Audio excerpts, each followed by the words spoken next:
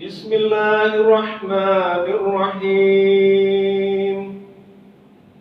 Inna fi khalqis samawati wal ardi wa ikhtilafil laili wan nahar. Assalamualaikum warahmatullahi wabarakatuh. Assalamualaikum warahmatullahi wabarakatuh. Assalamualaikum warahmatullahi wabarakatuh. Dulur semuanya, begini baru saja Mas Anur Rewin ke 06 Kebukiriman Waru Sidoarjo meninggalkan rutin kajian setiap subuh Sabtu pertama. Alhamdulillah, jadi kita membedah buku Ekspedisi Sungai Nil. Ini luar biasa. Jadi perjalanan penulis ini selama sebulan menyusuri Sungai Nil di bulan Ramadan 10 tahun lalu. Banyak yang bisa kita dapatkan. Ini tentu berhubungan dengan ilmu pengetahuan yang di Al-Quran juga sudah banyak kita lihat sejarahnya, yaitu sejarah Fir'aun, sejarah Nabi Musa, Korun, dan juga di sana ada sejarah Nabi Isa.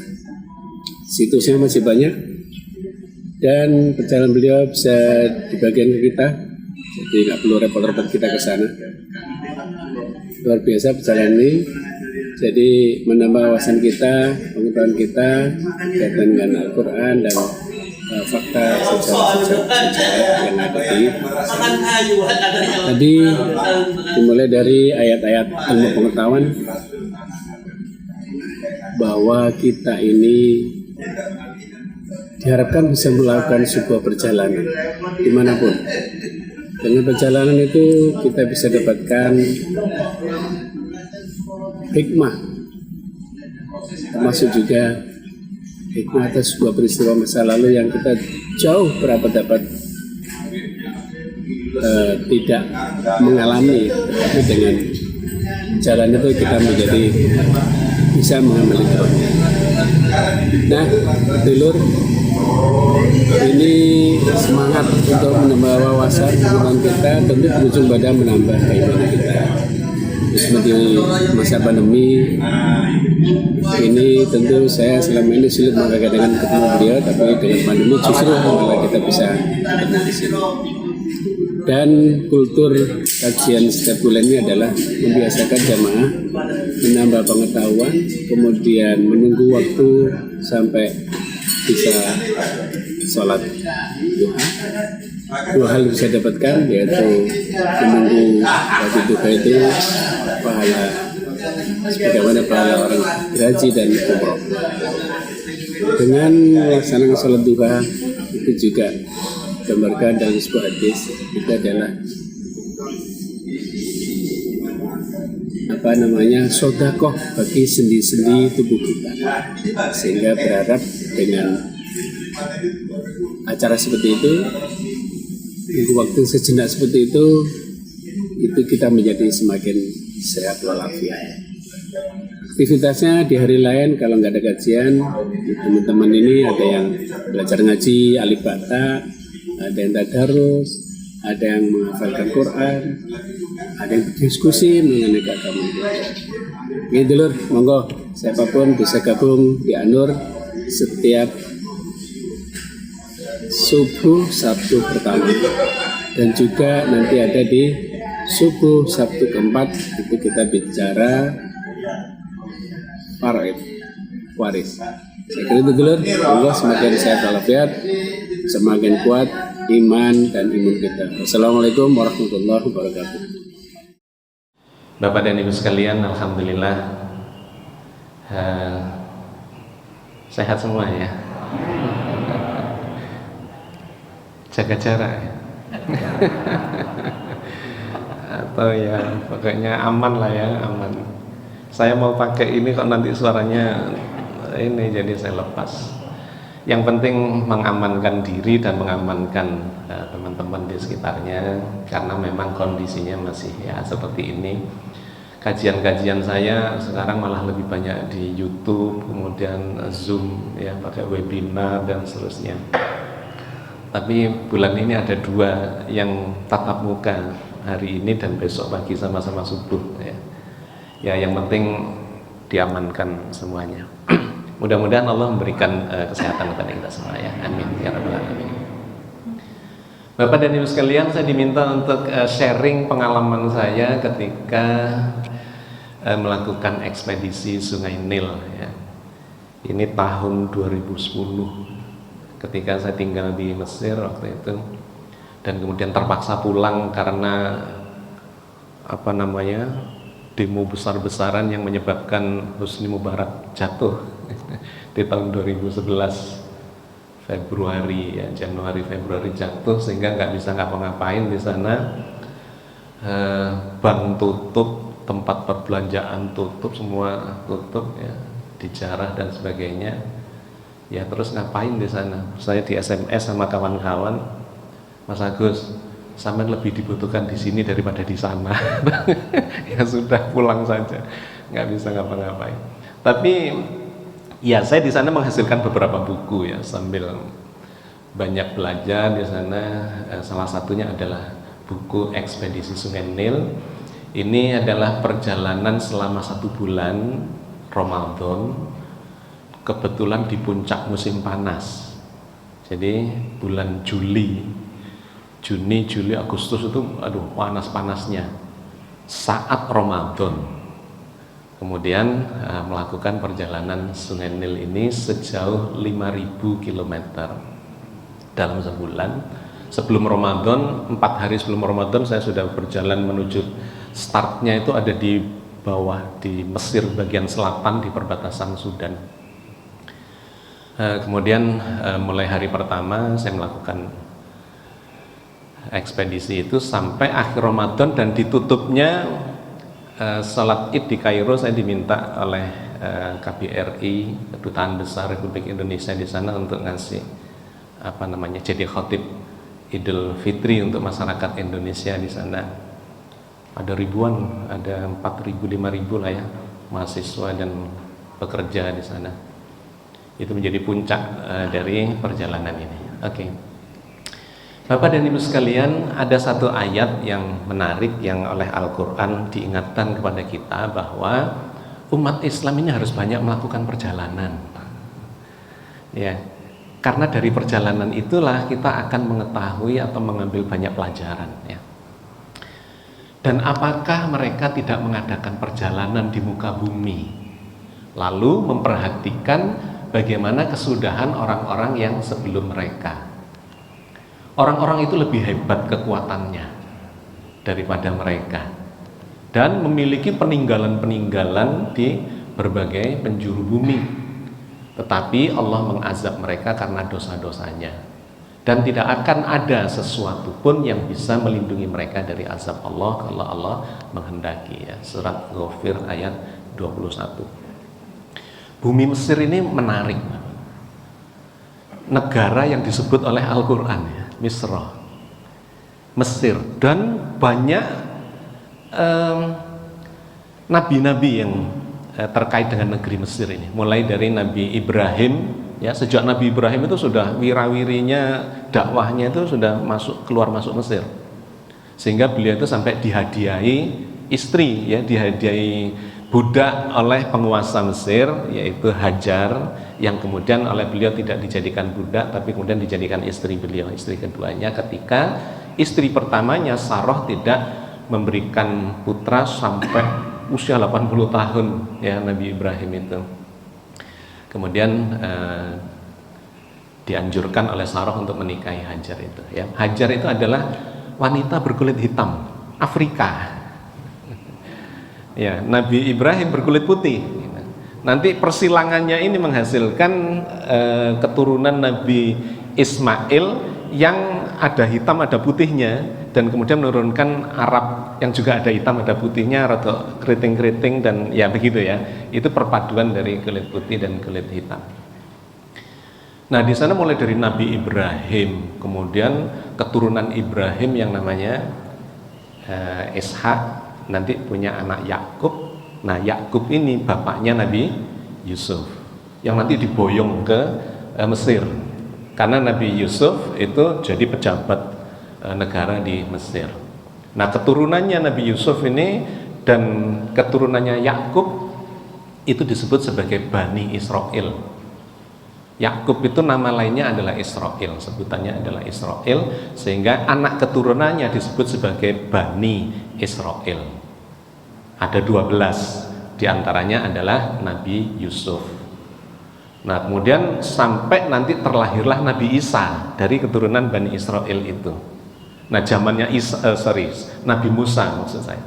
Nabi Musa itu keturunan dari Bani Israel ini, dan satu ketika kemudian konflik dengan penguasa Mesir, akhirnya keluar lagi, balik lagi ke Palestina.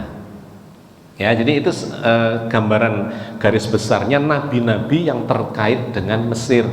Sampai Nabi Isa pun ketika masih kecil itu pernah melarikan diri bersama dengan ibunya Maryam yang dikejar-kejar oleh penguasa waktu itu di Palestina, dan kemudian lari bersembunyi ke Mesir. Nanti saya tunjukkan ada situsnya ternyata di sana sampai Nabi Isa. Jadi Mesir memang cukup istimewa dalam sejarah keislaman. Nah, kerajaan Mesir kuno itu kira-kira berusia 3000 tahun. Jadi durasi kekuasaan Mesir kuno itu sekitar 3000 tahun, 30 dinasti. Mulai tahun 3000-an sebelum Masehi sampai 300-an sebelum Masehi, ya, praktis kurang lebih sekitar 3000 tahun. Dibagi menjadi 3 etap atau 3 kekuasaan. Old Kingdom, yaitu kerajaan yang lama, itu 6 dinasti 1 sampai dinasti 6. Ibu kotanya ada di Memphis. Memphis ini ada di selatannya sedikit kota Kairo. Di sana mulai tahun 3000-an sebelum Masehi sampai 2000-an sebelum Masehi, jadi hampir 1000 tahun beribu kota di Memphis, ya. Fir'aun yang terkenal ada nama Djoser, Snefru, Khufu, Menkaure, dan banyak. Jadi Fir'aun itu bukan cuma satu, Bapak Ibu. Selama ini kan bayangan kita Fir'aun itu cuma satu, nama orang. Bukan, Fir'aun itu bukan nama orang. Fir'aun itu nama jabatan, raja gitu ya, itu Fir'aun. Nah, namanya ada Fir'aun Djoser, Fir'aun Snefru, Khufu, Menkaure. Ada yang terkenal adalah Fir'aun Ramses II, anaknya Merneptah, dan ada 140-an Fir'aun itu. Nah, Al-Quran tidak menyebut secara spesifik namanya, tetapi pokoknya Fir'aun penguasa Mesir waktu itu. Ya, tapi nanti ditelusuri secara kesejarahan itu yang diceritakan oleh Al-Quran diantaranya adalah Fir'aun yang ada di zamannya Nabi Musa, ya. Nanti itu abad keberapa atau di dinasti yang keberapa. Yang terkenal dari Old Kingdom ini adalah piramida Giza. Jadi yang terkenal dari Mesir itu adalah piramida. Ada 3 piramida besar, ya, itu ada di sekitar Kairo, ya, dalam wilayah atau yang beribu kota di Memphis ini. Jadi kalau jenengan sekarang kan banyak wisata yang ya kemana-mana, salah satunya adalah Mesir. Itu biasanya kalau 3-4 hari itu kunjungannya adalah ke Kairo, kemudian Alexandria, dan ya di sekitar itu. Kemudian salah satunya ke piramida Giza ini andalan sekali. Ini adalah Old Kingdom, ya. Piramida Giza dibangun oleh dinasti-dinasti awal. Kemudian ada Middle Kingdom, mulai dari dinasti ke-7 sampai 17 itu terpecah belah, ya. Ibu kotanya sudah pindah ke Thebes. Thebes itu ada kira-kira hampir 1000 kilo ke selatan ke arah Sudan. Tahun 2000-an sampai 1500-an. Jadi selama 500 tahun kurang lebih itu terpecah belah menjadi kerajaan-kerajaan kecil. Itu di zaman pertengahan atau ya kerajaan zaman pertengahan. Dinasti 15 dan 16 bahkan dikuasai oleh bangsa Hyksos nanti dari Palestina. Nah, inilah Fir'aun di zamannya Nabi Yusuf. Ya, jadi ternyata penguasanya bukan asli Afrika. Mesir itu ada di Afrika. Penguasanya di abad atau di dinasti 15 dan 16 ini adalah bangsa Hyksos di Palestina, karena itu pro Nabi Yusuf, pro Bani Israel. Bani Israel di zamannya Hyksos ini menjadi pokoknya ya kaum yang kelas atas lah gitu, punya perkampungan pemukiman yang elit di sekitar Kairo atau di Memphis ya. Nah ini zamannya Nabi Yusuf, kemudian banyak lahir keturunan dari Israel, yaitu Bani Israel. Nah, tetapi ini nanti jadi masalah karena ketika penguasanya direbut kembali oleh pribumi Afrika, wah ini Musa dan Bani Israel dikuyo-kuyo kemudian. Jadi Anda tahu backgroundnya sekarang, kenapa kok Bani Israel itu dikejar-kejar sama Fir'aun. Nabi Musa dikejar-kejar sama Fir'aun, tapi di zaman yang berbeda, dikarenakan dianggap bagian dari ini bangsa Hyksos Palestina yang pernah menguasai Mesir di dinasti ke-15 dan 16 ya. Oke, kemudian di dinasti 18 sampai 30 itu dikuasai kembali oleh pribumi Mesir, New Kingdom ya. Ibu kotanya tetap di sekitar Thebes, tapi kemudian diperluas ke Luxor ya. Nanti kita lihat di sana situs-situsnya sangat menarik. 1500-an sebelum Masehi sampai 300-an sebelum Masehi. Nah, puncak kejayaan dinasti dari New Kingdom ini ada di dinasti ke-18 dan 19 yang disebut sebagai Fir'aun Ramses II, yang disebut sebagai The Great Fir'aun atau Fir'aun the Great. Itulah zamannya Nabi Musa. Jadi berhadapannya nanti dengan Ramses II dan anaknya namanya Merenptah. Nah, peninggalan yang sangat eksotik adalah Valley of the King, ya ada lembah raja, nanti saya tunjukkan apa itu. Kemudian selanjutnya dinasti ke-23 dijajah bergantian oleh Persia, Yunani, Romawi, dan kemudian selesai kerajaan kuno atau ya kerajaan Mesir kuno itu selesai, berganti dengan nanti menjadi republik dan seterusnya sampai sekarang. Oke ya, ini sekilas gambarannya. Nah ini gambaran dari peta Mesir. Ini di bagian sini adalah Libya ya. Kalau ke sana ini ketemunya dengan Israel ya. Jordan, kemudian kalau ke sini nanti ada Arab Saudi. Kalau di bawah ini Sudan, kemudian ke arah ke bawah Tanzania, Uganda, dan seterusnya ke Afrika Selatan. Nah, saya memulai perjalanannya dari sini, dari perbatasan antara Mesir dan Sudan. Ada namanya danau besar di sini, ya, Nasser, Lake Nasser atau Danau Nasser. Ya. Dan pintu gerbang dari Mesir kuno itu ada di selatan ini. Di sini ada kuil besar, ya, namanya Abu Simbel. Kemudian kalau kita turun lagi ketemu kota Aswan. Jadi kota terbesar di Mesir itu ada 3. Yang besar adalah Kairo, kemudian ada Alexandria dan Aswan ya. Aswan ini 3 kota besar. 90% dari kawasan ini padang pasir. Yang makmur itu ya cuma di sekitar aliran ini yang warnanya hijau ini. Makanya berdiri kota ini ada di sekitar aliran itu. Selebihnya padang pasir. Ya, selebihnya adalah padang pasir dan suhunya sangat panas. Ketika itu saya melakukan perjalanan di musim panas. Kalau di sekitar sungai sekitar 43 derajat lah.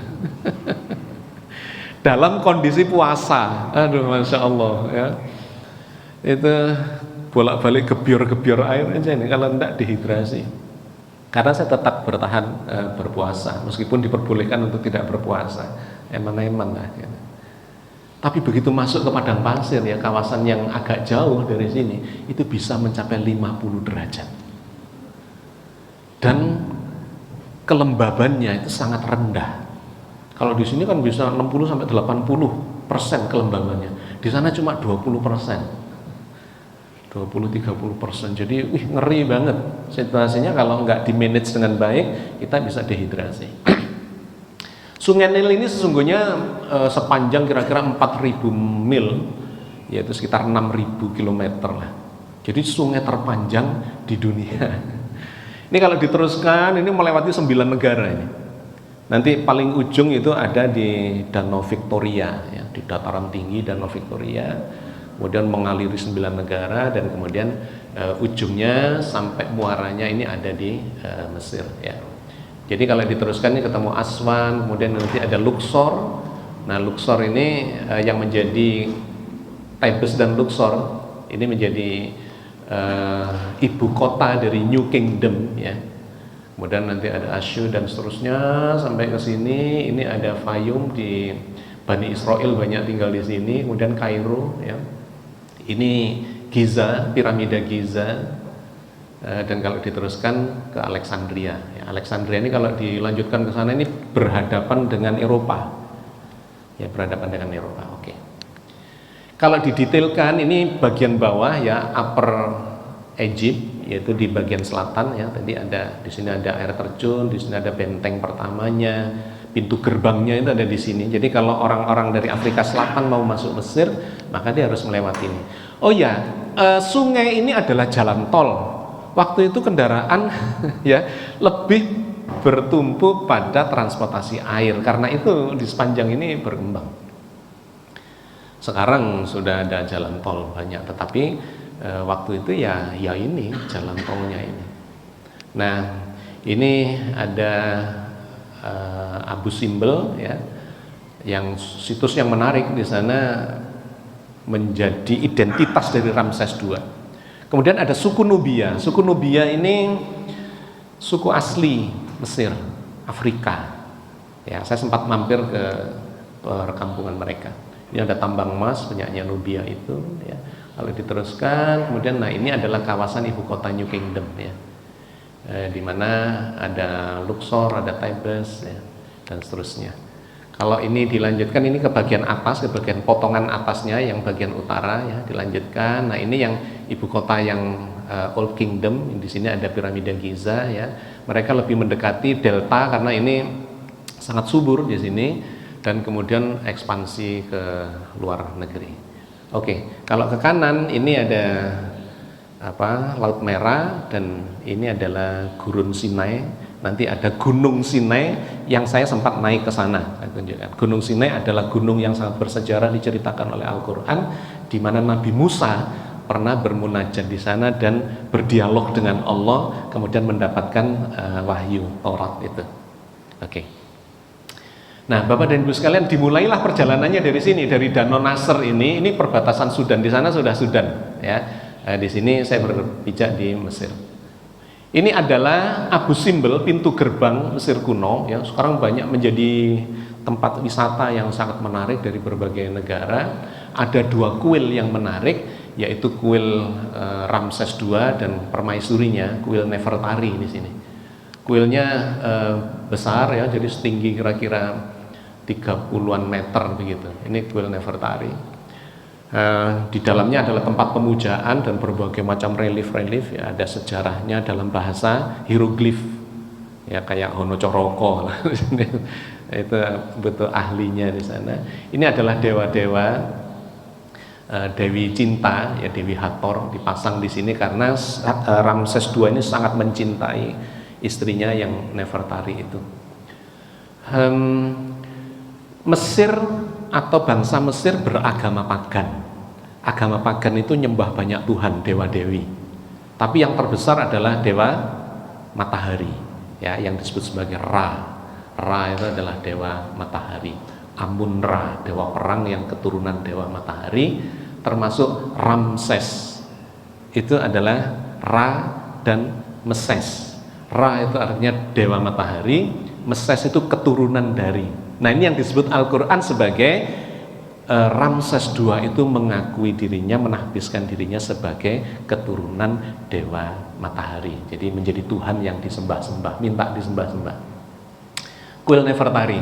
Nah, ini kuil Ramses II. Jadi patungnya ini lebih dari 20 meter ini ketinggiannya. Sebagian sudah rusak-rusak, tapi ini sudah diperbaiki, direnovasi oleh UNESCO ya, karena ini peninggalan yang sangat berharga secara kesejarahan. Nah ini kalau masuk ke dalam itu ada ruang pemujaan Ramses II. Di dalamnya ada 3 dewa yang berada di dalam satu ruangan mendampingi Ramses II. Jadi ada 4 patung. Satu patungnya Ramses II, kemudian dijejeri oleh 3 dewa yang menjadi dewa utama dari bangsa Mesir, yaitu Ra, Rahti, ini dewa matahari, ini Petah, ini dewa pencipta, Amun ini dewa perang, ya. Jadi itu yang menjadi simbol dari bangsa Mesir. Nah, yang menarik, sinar matahari itu masuk ke dalam ruang pemujaan di dalam sana 2 kali dalam setahun. Ini desainnya menarik ini.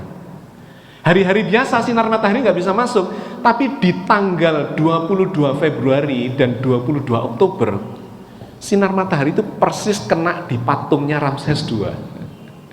Ya, zaman itu sudah bisa menghitung kapan matahari itu bisa sampai ke situ, gitu ya, pada ketinggian berapa dan lintangnya, bujurnya berapa, sehingga tanggal 22 Februari kena, besoknya sudah hilang lagi, nanti tanggal 22 Oktober itu menyinari lagi, ya, sebagai simbol bahwa dia adalah keturunan dewa matahari. Nah, 22 Februari itu adalah hari lahirnya Ramses II. Sedangkan 22 Oktober itu hari dilantiknya dia menjadi raja. Jadi desainnya itu detail banget, menarik. Termasuk nanti desain piramida itu detail banget itu. Sudutnya, ya, potongannya, dan itu presisi banget. Itu teknologi yang luar biasa di zaman itu. Nah, menariknya sekarang matahari itu tidak masuk di tanggal 22 Februari, melainkan tanggal 21 Februari dan 21 Oktober sejak tahun 1960. Kenapa kok bisa berubah? Karena kawasan ini kan di pinggiran Sungai Nil. Sungai Nil itu suka banjir. Nah, akhirnya rusak. Kuil-kuil itu oleh UNESCO dipindahkan mundur, ya, 200 meteran kira-kira, naik kira-kira 60 meter dari posisi semula. Lah, mataharinya ikut geser. Geser menjadi 21 Februari dan 21 Oktober. Ini kalau terjadi di zamannya Ramses II, ya dihukum mati itu. Mengubah tanggal, ya. Menarik. Oke. Ini adalah bawabnya. Bawab itu ya penjaga, juru kunci lah. Makanya ini kuncinya ini kuncinya. Oke. Oke, dari sana saya melanjutkan perjalanan menuju ke Kampung Nubia, ya. Kampung Nubia itu ada di Elephantine Islands, ya, di kawasan Aswan. Dari Abu Simbel itu turun kira-kira 300-an kilometer lah. 300 km turun, dia ada di Elephantine Island atau Pulau Elephantine, ya. Ini saya sewa perahunya orang Nubia, namanya Aladin, ya. Alauddin jadi Aladin. Suku Nubia ini nenek moyang bangsa Mesir, ya. Jadi saya mampir ke sana, ini adalah pusat kerajinannya di sana. Orang kulit hitam, Negroid, suku Nubia. Sekarang tinggal sedikit. Bangsa Mesir itu sekarang 80% lebih adalah orang Arab. Dan kemudian percampuran antara Arab dan Nubia. Nubianya sendiri mungkin ya nggak sampai 10% sekarang. Ada di kawasan peralihan antara Sudan dan Mesir. Nah, ini saya mampir, ya, bertemu, ngobrol-ngobrol dengan orang-orang suku Nubia. Mereka punya bahasa sendiri, Nubia, tapi sudah paham bahasa-bahasa luar karena sering banyak turis yang masuk, bahasa Arab dan bahasa Inggris, ya, campuran. Rumahnya menarik, dari bahan tanah liat begitu, dimbelet-belet begitu. Nah, ruangan ini ruang tidurnya, ya, kayak punyanya orang Eskimo, melengkung begitu. Atapnya secara umum itu daun kurma, ya, seperti atap rumbia kalau di sini. Kenapa? Apa nggak takut kehujanan? Oh, jarang hujan, Pak, di sana. Setahun itu hujan nggak sampai 5 kali. Jadi satu-satunya air itu ya dari Sungai Nil itu.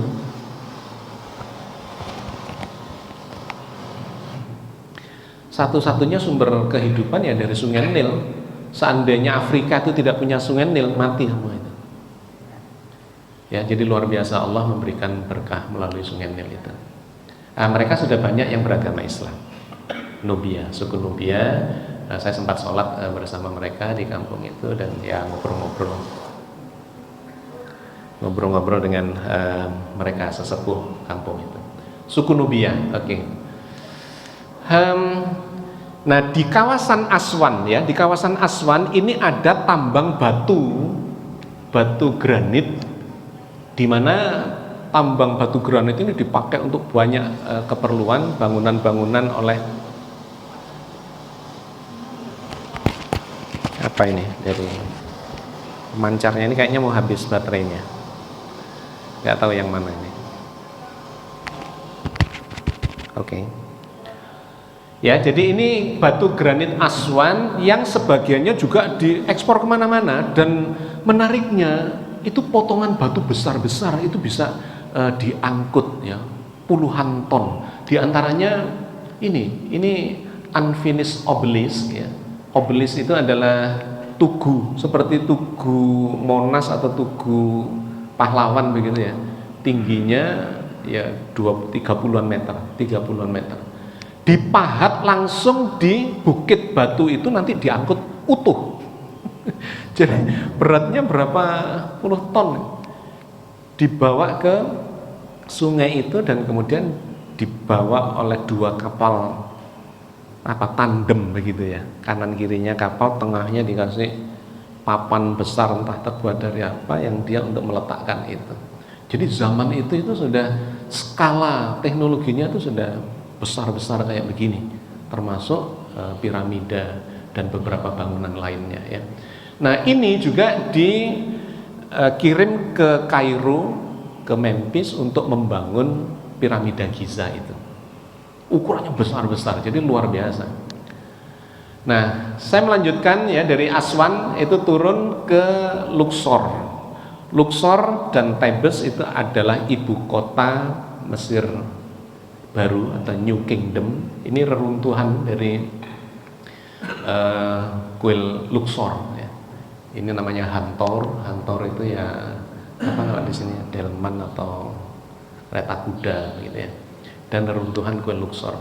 Ini pintu gerbangnya ya, dewa berkepala domba ya, kuil Karnak. Di sana ada 2 kuil besar, kuil Karnak dan kuil Luxor. Itu kayak Madinah dan Mekahnya begitu. Jadi setiap tahun ada acara-acara festival yang besar-besaran di sana, dan pawai-pawai antara kuil Karnak dengan kuil Luxor ya. Jadi bangunan-bangunannya tinggi-tinggi kayak begini, batu-batunya yang besar-besar seperti ini. Reruntuhan kuil Karnak. Nah, patung-patungnya ukurannya itu enggak mau yang kecil-kecil ya, besar-besar. Pilar-pilar ini jumlahnya puluhan di sana ya, bangunannya terbuat dari bebatuan seperti itu. Ini patung Ramses II di kuil Luxor. Ya, ini di kuil Karnak, yang ini kuil Luxor. Jadi ada perbedaan sedikit ya, gaya arsitekturnya. Tapi sama, tinggi-tinggi yang digambarkan oleh Al-Quran, bangunan yang bertiang tinggi-tinggi ya, besar-besar. Oke. Nah, ini. Jadi banyak kayak begitu. Nah, kayak ini obelisk, ini utuh ini, dipahat dari batu granit ya, di bukit, kemudian diangkut, diberdirikan di sini. Salah satunya ada yang dihadiahkan ke Prancis, ada di Prancis. Oke, hutan pilar di kuil Luxor. Nah, ada yang menarik di Luxor ini, yaitu sebuah masjid yang nangkring di atas kuil, di atas reruntuhan kuil. Jadi ceritanya, kuil ini sudah terbenam oleh tanah selama ribuan tahun. Kemudian ada seorang sufi yang berdakwah di sana, bikin masjid dari berapa bagian yang mecungul ya, yang muncul di permukaan tanah. Jadi tanahnya itu ada di sini. Ini kalau dikembalikan ke masa lalunya itu ada di sini. Diekskavasi, sekarang kelihatan ini kotanya atau kuilnya itu. Nah, ini puncak dari pilarnya.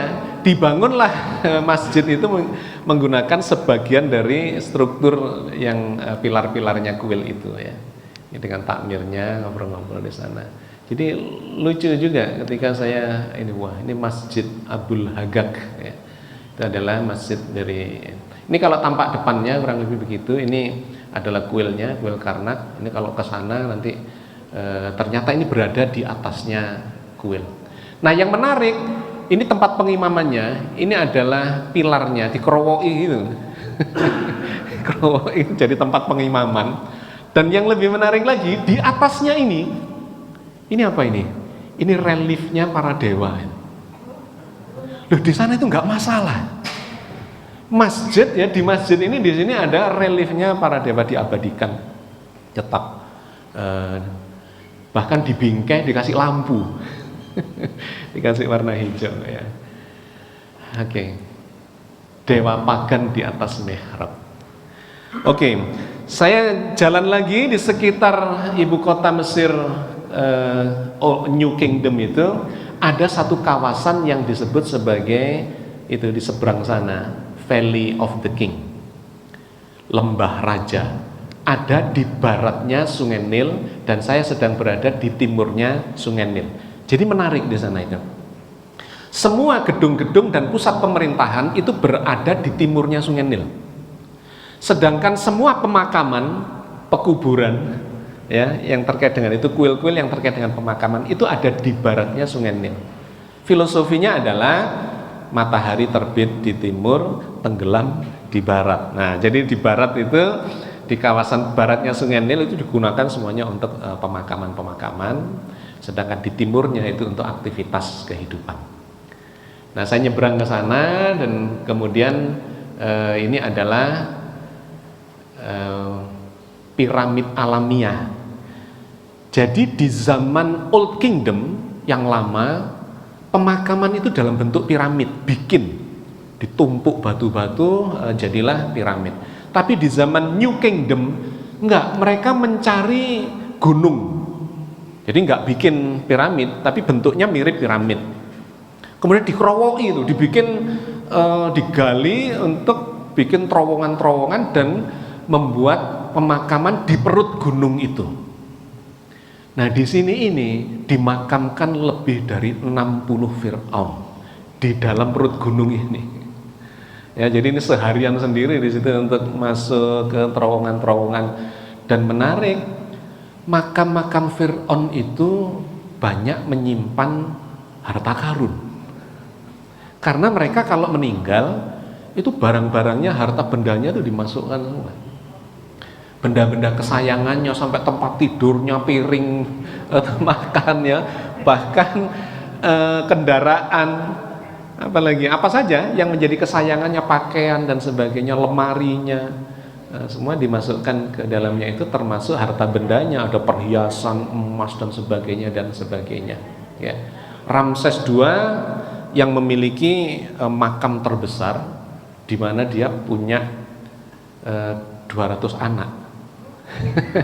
Karena istrinya banyak. Nah, itu sebagian besar dimakamkan dalam satu kompleks dengan Ramses II itu. Nah, dari sekian sekian makam di dalam perut gunung itu, yang menarik adalah Fir'aun Tutankhamun. Itu yang tertinggal benda-benda berharganya, karena yang lainnya itu sudah dicuri. Jadi ada penggali kubur yang suka mencuri harta benda para Fir'aun itu. Sebagian besar dari harta benda Fir'aun ya, dari makam itu tidak berada di Mesir, tapi ada di berbagai museum di seluruh dunia. Ya, ada di Perancis, ada di Inggris, ada di Amerika, di negara-negara Eropa, itu bertebaran di sana. Justru yang dimiliki oleh Mesir paling cuma seperempatnya saja, selebihnya sudah hilang, dijual ke luar negeri.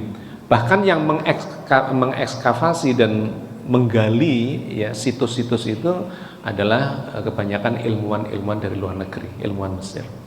Nah, salah satunya yang menarik adalah makamnya Tutankhamun itu, karena pada saat diketemukan itu ternyata bendanya masih utuh, harta bendanya. Kenapa?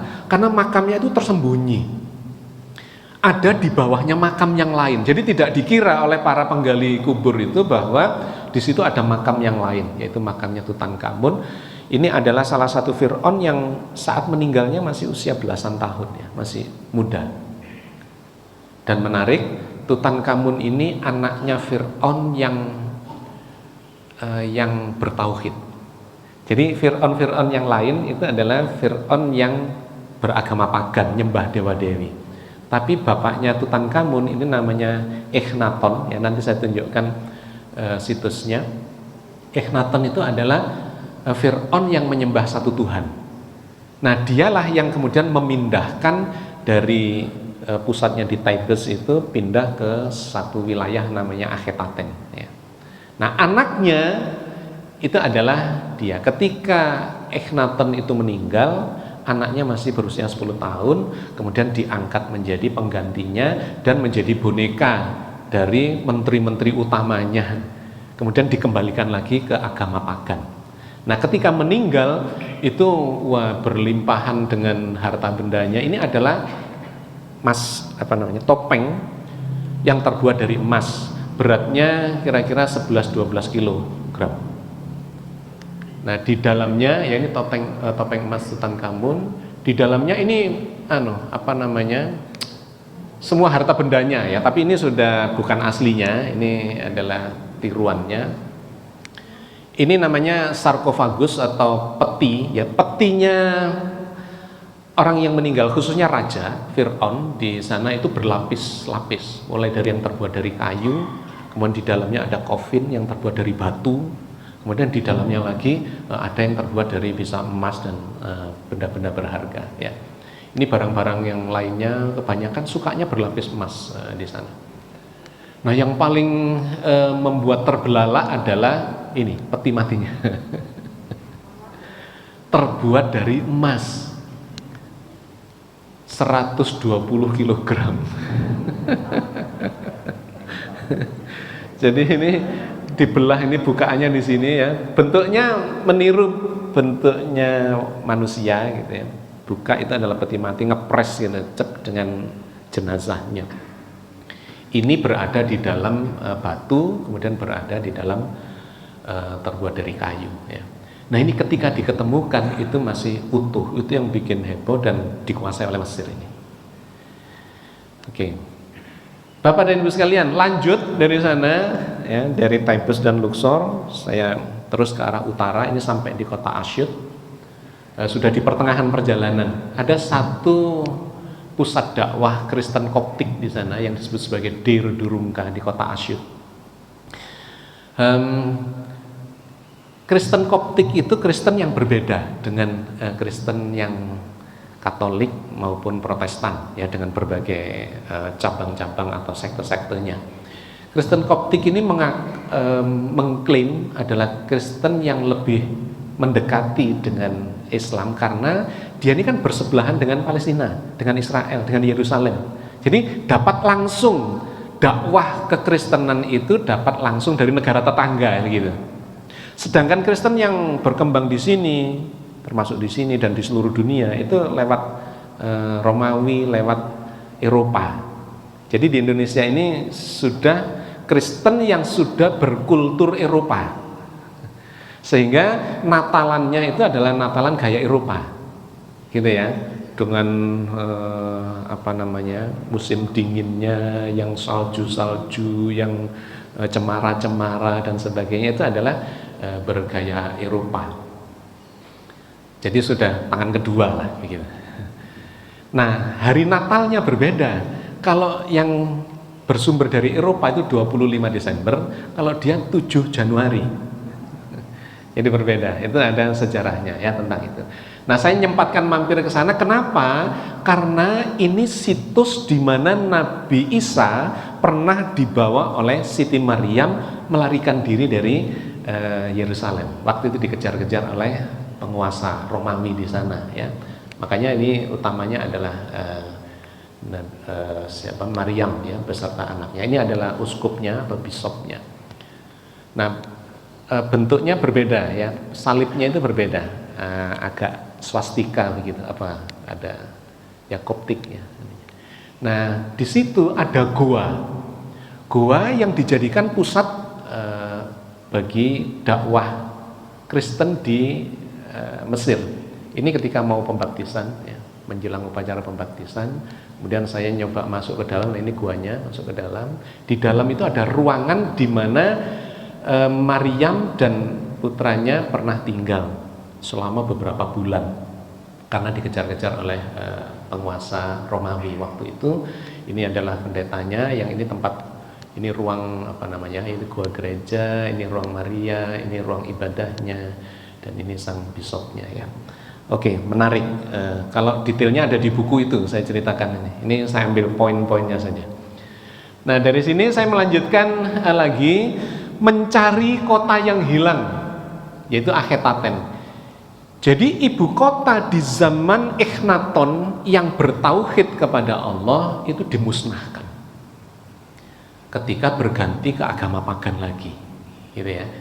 Ini adalah keturunannya Nabi Yusuf. Ternyata kalau ditelusuri, Fir'aun yang istrinya itu keturunannya Nabi Yusuf, sehingga kemudian Fir'aunnya akhirnya ikut beragama tauhid. Ini tinggal puing-puing kayak begini ya, nyewa keledai karena ini masuk ke pedalaman padang pasir. Nah, ini cuma tinggal ininya saja.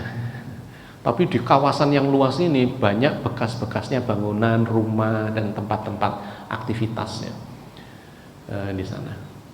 Oke, sekarang sudah reruntuhan saja, tidak ada bangunan yang diabadikan di sana. Oke, kalau dilanjutkan lagi menuju ke arah ke arah hilir ya, kita akan ketemu dengan sebuah danau yang besar di sini, Danau Korun namanya. Mengingatkan kita kepada Karun. Karun itu hidup di zamannya Nabi Musa, masih misanan dengan Nabi Musa, dan dia termasuk nama yang diabadikan oleh Al-Quran karena simbol dari keserakahan, di mana dia nggak puas lah dengan kekayaan yang sedemikian banyaknya.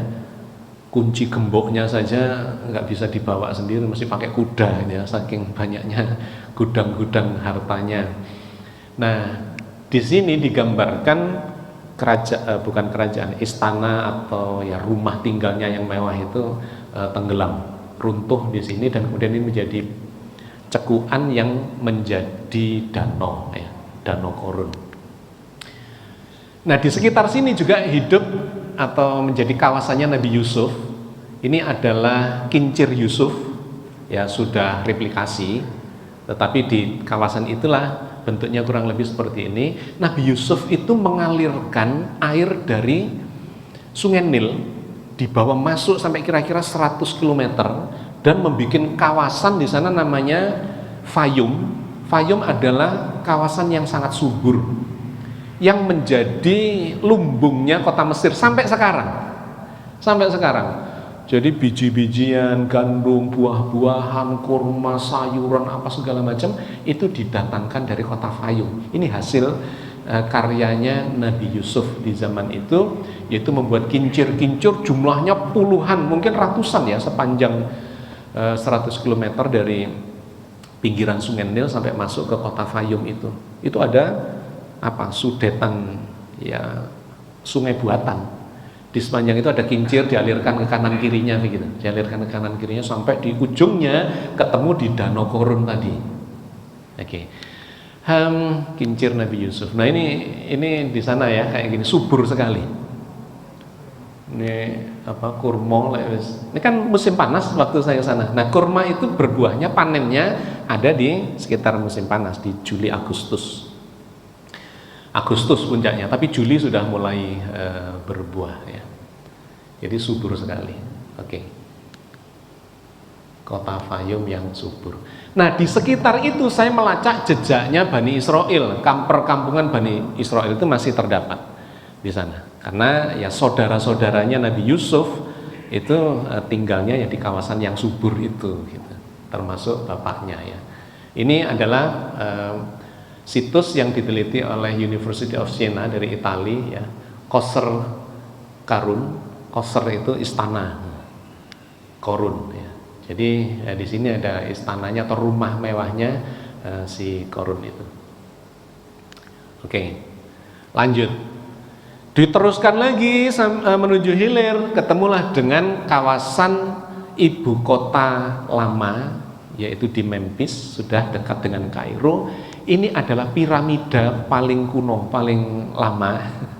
Awalnya nggak bisa bikin yang gitu ya, tapi ngetrap namanya piramida Saqqara. Ini awal mula desain dari piramida. Kemudian nanti diperbaiki teknologinya menjadi lebih. Nah, di sekitar Saqqara itu ada nekropolis, yaitu kota pekuburan. Jadi mereka mengumpulkan ya, seluruh pekuburan itu ada di wilayah yang sangat luas ya, beberapa puluh kilometer luasnya. Selain yang raja-raja dan bangsawan yang dimasukkan ke dalam piramid, maka dibikinlah gini, terowongan-terowongan masuk ke dalam begitu ya, dikuburnya di dalam perut bukit gitu ya, di dalam perut bukit. Nah, ini dari orang-orang ya, pejabat-pejabat yang biasa. Tapi kalau yang orang kebanyakan ya sudah ditanam saja begitu. Ada rumah di Kairo sampai sekarang masih ada, the city of death namanya, kota orang mati. Pekuburan.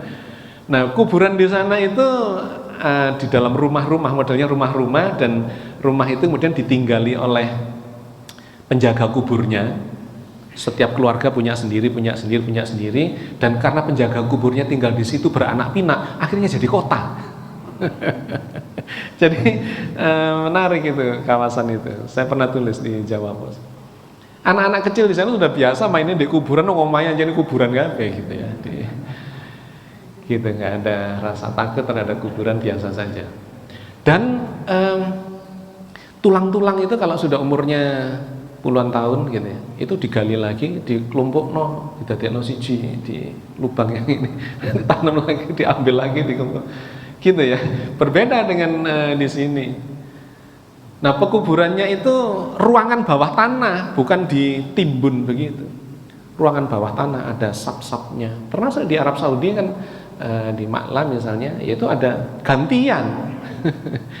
Ya, jenazah yang sudah tinggal tulang belulang diambil, masukkan karung, dipindahkan ke tempat pengumpulan tulang. Di situ raknya gantian untuk jenazah yang baru. Nah, di Indonesia sih lumayan lah ya. Tidak diperlakukan seperti itu ya, meskipun ya itu sudah sisa-sisa kehidupan kita. Oke. Nah, ini adalah generasi kedua, bikin tapi gagal. Piramida bungkuk Dasur. Ini nyewa sama penjaganya. Ini kalau enggak penjaganya ini Mabais namanya, atau Intel gitu ya, atau ya polisi di sana nyewa, kemudian baru boleh berkeliling. Nah, ini yang kemudian sudah lebih bagus, itu yang bungkuk, yang gagal. Ini yang sudah, namanya piramida Snefru, dan ini yang menjadi cikal bakal nanti piramida Giza yang ukurannya jauh lebih besar. Oke. Ini adalah piramida Giza. Ya, tidak jauh dari situ. Tumpukan batu-batunya sudah mulai merotol, karena sudah 5.000 tahun ya. Sudah 5.000 tahun. 3.000 tahun sebelum Masehi ditambah sekarang tahun 2000-an. Jadi sudah 5.000 tahun yang lalu. Ada 3 piramid di sana yang didirikan oleh Khufu, kemudian Kefren dan Menkaure. Ini eyangnya, ini anaknya lagi, cucunya gitu. Nah, ini lubang untuk masuk, jadi ini dirusak ya, bukan pintunya sesungguhnya. Kalau sudah selesai menguburkan itu kan ditutup semua, tidak ada pintunya. Tetapi para penggali kubur itu bikin lubang, ini merusak, dan kemudian masuk mencuri segala macam harta benda yang di sana. Saya pernah masuk, ini yang di Giza. Saya pernah masuk ke bawah, wah ngeri itu. Jadi jalannya jojlok begini ya. Kemudian nanti naik lagi, kemudian banyak rahasia, pintu rahasia dan jebakan-jebakan seperti digambarkan di film-film ini. Salah satu jebakan saya di etapa pertamanya saja sudah nggak kuat, sudah balik. Kenapa? Begitu kita turun, tiba-tiba saya merasa berkeringat, nafas sesak. Oh iya, ternyata oksigennya itu rendah sekali. Jadi lemes itu. Nah, begitu saya sampai di dasar kayak sumurnya gitu, itu kan miring gitu, sumur tapi ya miring lah, kira-kira 40-50 derajat gitu. Sampai di bawah sana saya lemes berkeringat, ada orang lari dari dalam gini sambil menggos-menggos itu naik. Kenapa? Dia bilang di dalam itu sudah ada yang lemes, ada yang semaput. Wah, itu bahaya karena kekurangan oksigen. Naik itu berburu dengan kehabisan oksigen. Jadi banyak jebakannya di dalam itu sehingga harus benar cara masuknya. Nah, batu-batuan ini jumlahnya kira-kira 2,5 juta batu. Masing-masing batu ini bobotnya kira-kira rata-rata 2,5 ton. Jadi kalikan saja 2,5 ton dikalikan 2,5 juta batu. Kira-kira 6 jutaan, ya 6 juta lebih ton. Ini kalau konstruksinya nggak bener ya ambles, ya kan di sini ada kuil atau apa candi gitu ya, yang tidak bener ini ambles, tidak kuat daya dukungnya. Ini termasuk hebat ya teknologinya, dia secara teknik sipil perhitungannya oke, ya. Piramida Khufu, Khafre dan Menkaure. Nah, ini adalah mumi. Jadi ada proses, mereka mempercayai kehidupan sudah mati. Jadi kalau masuk ke kehidupan sudah mati, mereka akan ditanya, ketemu dengan penjaga-penjaga, dewa-dewa, ya, munkar nakire lah gitu ya. Ditanya dan seterusnya. Ini adalah proses mumifikasi. Mumifikasi itu bagian-bagian yang cepat membusuk di dalam tubuhnya dikeluarkan semua, otak disedot dikeluarkan, bagian pencernaan dikeluarkan dan seterusnya. Tinggal casingnya saja diabadikan atau dilumuri. Ada satu ramuan yang dibikin oleh ini dokter-dokternya di zaman itu, kemudian dibalut dan jadilah mumi. Salah satu yang paling menghebohkan adalah muminya Ramses II justru. Yang diketemukan itu kira-kira sudah hampir 3.000 tahun dari usianya. Yang heboh adalah saat dibuka, ya, balutnya itu dibuka, tangannya itu masih gerak. Ya, itu Anda bisa lihat di browsing di internet.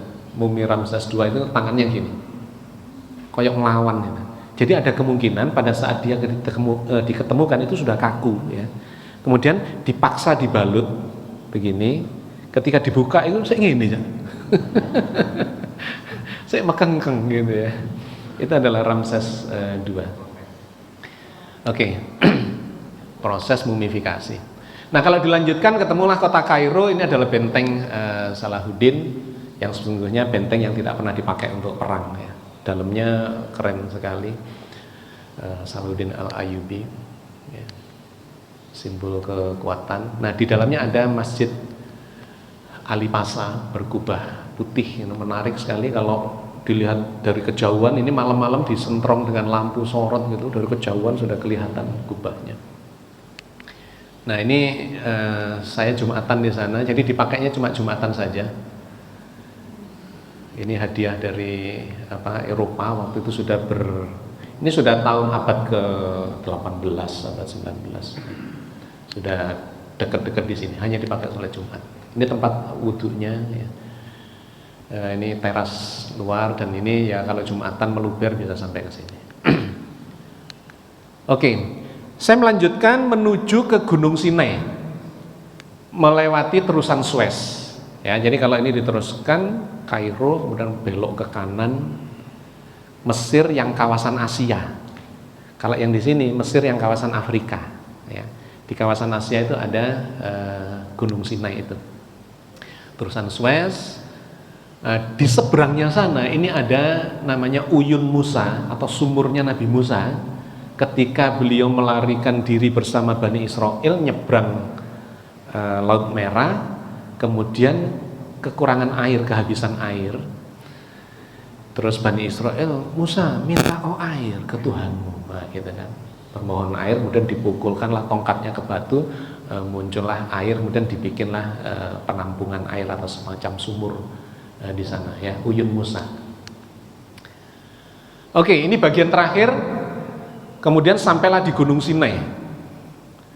naik. Ini tingginya 2300-an ya, 2300-an. Di bulan Ramadan poso, terus berangkat jam 2 malam, sahur di tengah jalan. Nanti ini naiknya butuh 4 jam, turunnya butuh 3 jam. Jadi totalnya 7 jam. Nah, lumayan juga ternyata ya. Saya bukan pendaki tapi maksa mendaki. Ini sudah sekitar jam-jam 6 ya, di sana sudah fajarnya sudah mulai kelihatan. Ya inilah di sekitar puncak dari yang namanya Jabal Musa, Gunung Sinai ya. Kemudian ada namanya Jabal Musa. Nah ini puncak, sudah di puncak. Disinilah dulu diperkirakan Nabi Musa itu bermunajat kepada Allah. Nah di situ ada, dari puncak-puncak ini ada satu yang hancur ini, yang digambarkan oleh Al-Quran. Nabi pingin melihat Allah gitu ya. Ya Allah, perlihatkanlah dirimu. Gak bisa Musa, makso biar yakin Tuhan. Ya sudah, kalau bukit di sebelahmu itu masih utuh, maka kamu bisa melihat Tuhan. Begitu Allah bertajalli selanjutnya dalam Al-Quran, menampakkan sebagian eksistensinya kepada dunia ini, maka hancurlah bukit itu dan kemudian Musa pingsan gitu ya. Ini tempatnya ini. Jadi yang lainnya utuh, ini yang hancur. Jabal Musa, puncak Gunung Sinai. Nah ini ada satu tempat ibadah dari 3 agama. Jadi Musa itu nabinya 3 agama, Yahudi, Nasrani, dan Islam. Nah yang paling banyak berkunjung ke sana ya Nasrani dan Yahudi. Itu kayak umroh lah kalau ke sana. Paket umroh gitu, Holy Land gitu ya. Anda cari di paket wisata ini, Anda akan dibawa salah satunya adalah ke Saint Catherine. Itu ada gereja di kaki Gunung Sinai, dan kemudian naik ke sini sampailah di sini. Ya ini di puncaknya. Masjid, gereja, dan sinagog ya di tempat ini. Wah ini rombongan ketika turun. Jadi di bagian terakhir itu menanjaknya kayak begini. Perjalanan 2,5 jam dari bawah ke atas itu saya naik onta, karena pasti tidak kuat lah. Tapi begitu mendekati puncak 1,5 jam, hampir 2 jam, itu naiknya kayak gini. Waduh, teklek benar. Ya, tanjakannya kayak begitu selama 2 jam. Istri saya nggak kuat, saya tinggal di pos peristirahatan yang di bawah. Saya naik berdua. Jadi saya berempat, saya, istri, dan ada 2 mahasiswa Al-Azhar yang saya ajak. Oke, turun gunung ya sekitar jam 7 jam 8 setelah matahari terbit. Nah terakhir saya kemudian dari Sinai itu turun ke tempat bertemunya Nabi Musa dan Nabi Khidir. Pertemuan 2 laut ya. Ini ada di namanya Ras Muhammad ya. Ras Muhammad itu ada di pertemuan sini Teluk Suez, yang sini Teluk Aqobah, ke bawahnya adalah Laut Merah ya. Itu ada di puncak, di pucuknya sini, antara Teluk Suez dan Teluk Aqobah ya. Ini nyari jejak ininya ya tidak ada jejaknya, tapi diperkirakan di pertemuan 2 laut itu ada di namanya Ras Muhammad itu. Oke, terakhir kemudian ke Alexandria. Ini adalah perjalanan yang terakhir. Alexandria ini berhadapan dengan Eropa, dan kemudian di sana berakhir perjalanan kita, baliklah ke Kairo. Saya lihat speedometer saya sudah 5.000 km lebih itu selama sebulan ya. Jadi naik mobil, nanti kalau masuk ke sungai-sungai ini ya sewa perahu, kalau masuk ke padang pasir pedalaman ya sewa kuda atau sewa unta atau begitu. Kalau nggak begitu nggak selesai dalam waktu sebulan, karena jaraknya sekitar 5.000 km. Bapak dan Ibu sekalian, saya kira itulah ya pengalaman menarik ketika saya tinggal di sana. Monggo kalau ada yang ingin bertanya 1, 2 atau mengklarifikasi. 1, ada lagi? Ibu, Bapak, oke, 1 dulu, silakan Bapak.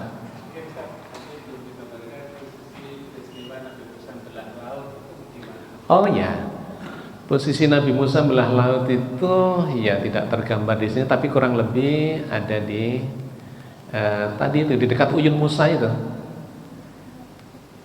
Ya ini terusan Suez ya, terusan Suez. Ada beberapa teori yang mengatakan bahwa Nabi Musa itu ada di dekat pantai. Jadi gini, ini Afrika, kemudian kalau terus ini ke sini adalah Sinai. Nah, antara Afrika dan Sinai ini ada teluk ya, teluk Suez yang nanti dibikin terusan ini tembusnya ke Mediterania, ke arah Eropa. Nah, ini adalah kalau diteruskan sini Laut Merah. Maka ada beberapa teori apakah di Laut Merahnya ataukah di kawasan yang semakin mendekati pantai di dekat Suez. Nah, saya menyimpulkan di dekat Suez. Kenapa? Karena Al-Quran menggambarkan perjalanan Nabi Musa dengan jalan kaki membawa rombongan Bani Israel itu berangkat malam sampai subuh. Ya, jadi kalau dihitung kecepatan berjalannya rombongan itu, ibu-ibu bawa anak dan sebagainya, maka yang paling masuk akal dari Kairo jauhnya segitu kira-kira itu ada di kawasan yang dekat Suez itu. Nah, itu ada di dekat pantai, ada di dekat ujung dari menjoroknya teluk Suez itu. Nah, di sanalah Nabi Musa dan rombongannya tersusul oleh Fir'aun pada pagi hari. Nah, kemudian bagaimana gambaran terbelahnya lautan itu? Kalau dilihat posisinya, maka itu kemungkinannya lautnya itu surut. Jadi ini sebuah rekonstruksi ya, wallahu a'lam yang terjadi seperti apa. Ada satu teori yang digambarkan oleh ilmuwan Jerman, katanya kalau laut itu dipukul jeder, kemudian itu ada angin. Ya, saya nggak tahu dia logikanya seperti apa. Ada angin yang begitu kuat yang membuat lautan itu terbelah dan kemudian nyebrang. Saya tidak sependapat dengan itu. Kalau laut aja terbelah oleh angin itu apalagi orangnya, maut semua kan gitu. Ya, jadi nggak masuk akal. Yang lebih masuk akal adalah ketika Nabi Musa itu memukul dengan tongkatnya, jeder, lempeng bumi di bawahnya patah. Ketika lempeng bumi di bawahnya patah, apa yang terjadi? Air laut masuk ke dalam itu seperti tsunami. Ya, jadi gempa tektonik dalam skala tertentu yang menyebabkan lempeng bumi patah itu air lautnya akan masuk kemudian muntah lagi. Nah, pantai itu sempat surut beberapa lama ketika tsunami, ya. Perhatikan kejadian-kejadian tsunami itu air lautnya surut. Nah, maka kemungkinan yang terjadi adalah itu. Nabi diperintahkan memukul dengan tongkatnya, kekuatannya sangat dahsyat, patahlah di bawahnya, airnya masuk ke situ, surut, Nabi Musa dan rombongan lewat, wayai Fir'aun, airnya balik lagi menggulung pasukan itu. Gitu ya. Itu posisinya ada di sekitar tidak jauh dari terusan Suez itu. Kemudian nyabrang, ketemulah dengan Uyun Musa itu tadi. Gitu tanya. Ada yang Pak, 1, 2, monggo digabung saja, silakan. Kira-kira pada dinasti yang keberapa Fir'aun memusuhi Nabi Musa? Oh, oke. Tadi kan ada 1 sampai 3. Iya, baik. Bapak, monggo. Waktu Nabi Musa ingin membuktikan Allah menampakkan ditunjukkannya meledaknya batu. Iya. Apa batu itu semacam 10 perintah Allah yang untuk umat manusia.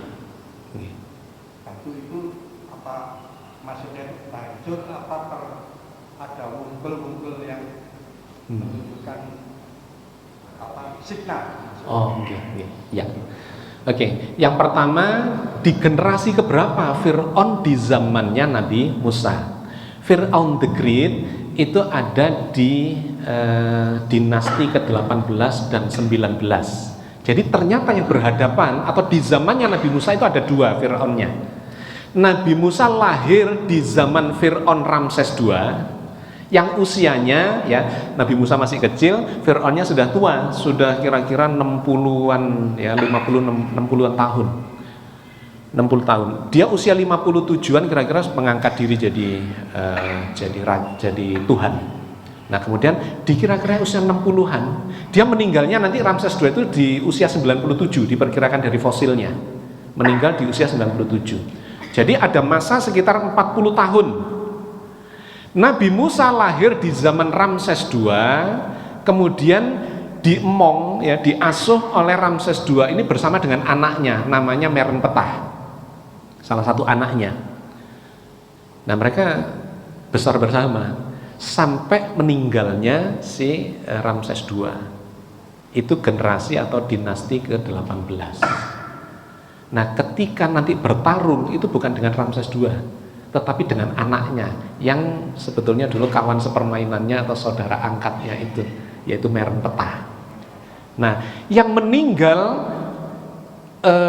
tenggelam di dalam laut itu bukan Ramses II, tetapi Merenpetah. Itu terbukti dari muminya. Kalau Anda datang ke Kairo, ya itu di Kairo ada museum terbesarnya, Museum Kairo, yang jasadnya berwarna keputih-putihan, banyak mengandung garam. Ya karena dia tenggelam 3 hari kira-kira, diperkirakan 3 hari, kemudian sama Allah itu diabadikan oleh Al-Quran, diselamatkan jenazahnya, jasadnya untuk diabadikan bagi kaum generasi sesudahnya. Nah itu banyak mengandung garam si Merenpetah itu. Nah sehingga disimpulkanlah bahwa Nabi Musa lahir di zamannya Ramses II dan kemudian bertarungnya dengan anaknya Ramses II yaitu Merenpetah. Merenpetah itu juga nama dewa pencipta. Kalau Ramses itu adalah dewa matahari. Jadi dua-duanya mengaku sebagai keturunan Tuhan. Begitu ya Bapak. Yang kedua tentang the Ten Commandments itu tidak diceritakan sih di dalam Al-Quran apakah batu yang itu kemudian datang di situ ada bertulis begitu. Meskipun ketika ya digambarkan cuma pulang dari bermunajat itu beliau mendapatkan perintah, 10 perintah itu yang menjadi inti dari pelajaran kitab Taurat itu. Tetapi yang digambarkan hancur ya adalah bukit yang memang berantakan, hancur dikarenakan memang ya zat Allah itu pasti tidak bisa diwadahi oleh jagat raya. Jagat raya itu ada di dalam dirinya kan begitu. Allah meliputi seluruh langit dan bumi. Walillahi ma fis samawati wal ardi wa kana Allahu bikulli syai'in muhita.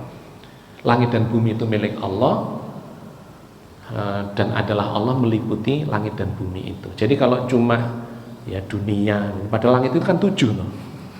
Kapan-kapan kita bahas, itu diliputi oleh Allah. Nah ini langit dunia ngono sing di Mesir tok, ngono sing di Gunung Sinai tok. Ya, jadi begitu kecilnya, maka ketika Allah bertajalli menampakkan sebagian zatnya, gunung itu hancur. Ya memang yang dituju Allah cuma itu saja, membuktikan kepada Nabi Musa bahwa tidak mampu. Mata manusia itu jangankan melihat Allah ya, melihat matahari lo buta. Kan gitu, telinganya juga terbatas, mendengar sing buanter ya pecah gendang telinganya. Mata kita ini melihat terlalu jauh gak ketok. Lho lah aduh ya cedekno blek codek dia meripat juga ketok. Terlalu terang gak kelihatan, terlalu gelap gak kelihatan, terlalu besar gak kelihatan, terlalu kecil gak kelihatan. Pokoknya yang sedang-sedang saja. Lah ngono kok mau melihat Allah gitulah kira-kira gampangannya, sehingga tidak mampu dan kemudian Allah menunjukkan pingsanlah beliau. Tapi tentang kitab itu tidak ada penjelasan secara lebih detail dalam Al-Quran dalam bentuk seperti apa. Yang jelas digambarkan Nabi Musa berdialog dengan Allah, sehingga disebut sebagai kalimullah karena berdialog langsung dengan Allah. Bapak Ibu dan sekalian, kita cukupkan sampai di sini ya, 5:30 lebih. Mudah-mudahan sedikit yang kita bahas ini Allah memberikan berkah yang banyak pada kita, dan mudah-mudahan Bapak Ibu tetap sehat semuanya ya, jaga diri, jaga lingkungan, dan insya Allah kapanpun kita kembali kepada Allah dalam keadaan yang husnul khotimah. Amin ya rabbal alamin. Assalamualaikum warahmatullahi wabarakatuh.